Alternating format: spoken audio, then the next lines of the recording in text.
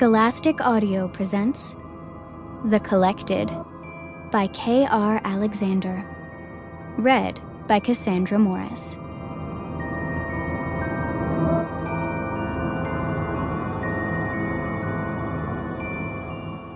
The storm broke with Beryl's scream of rage. "Anna!"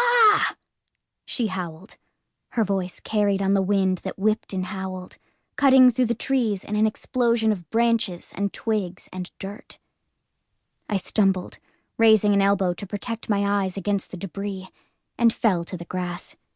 I kept the ring clenched in my fist so tight that it hurt. I had to get into the house. Had to. "How dare you!" Beryl roared.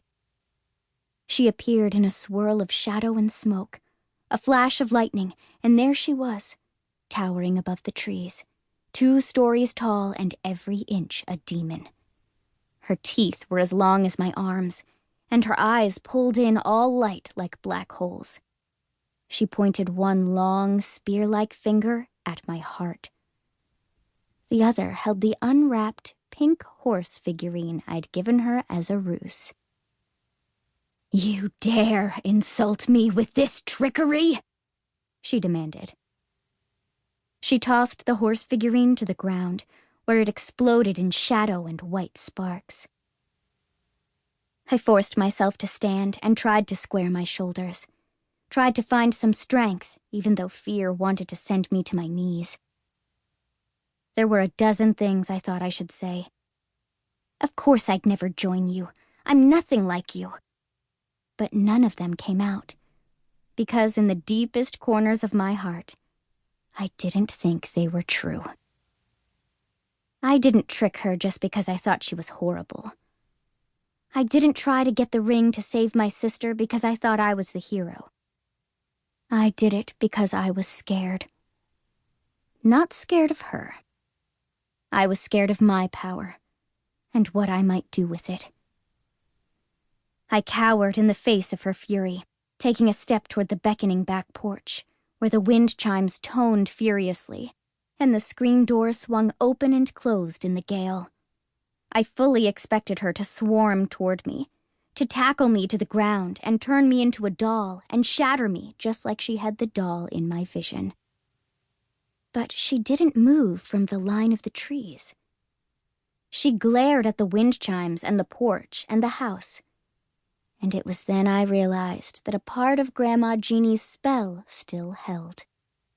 The true Beryl couldn't leave the woods.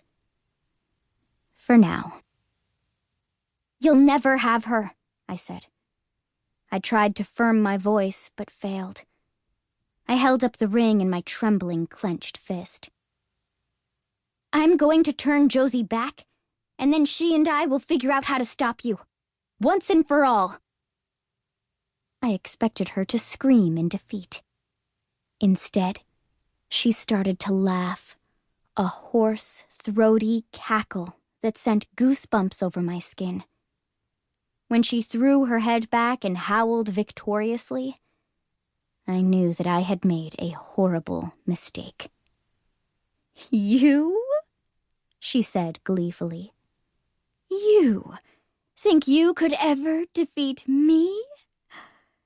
You are but a bug, little one. A bug I will happily squish beneath my feet.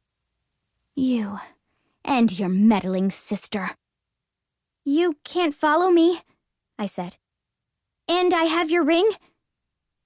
Even though they were statements, I couldn't help but feel that they sounded like questions. "Yes," she sneered.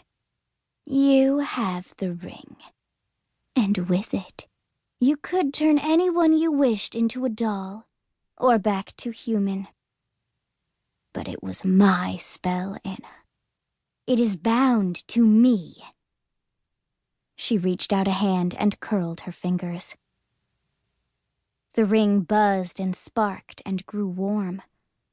I opened my fist on impulse and watched in horror as the ring dissolved, turning into nothing more than a cloud of black smoke that swirled toward Beryl's hand, where it rematerialized into the ring.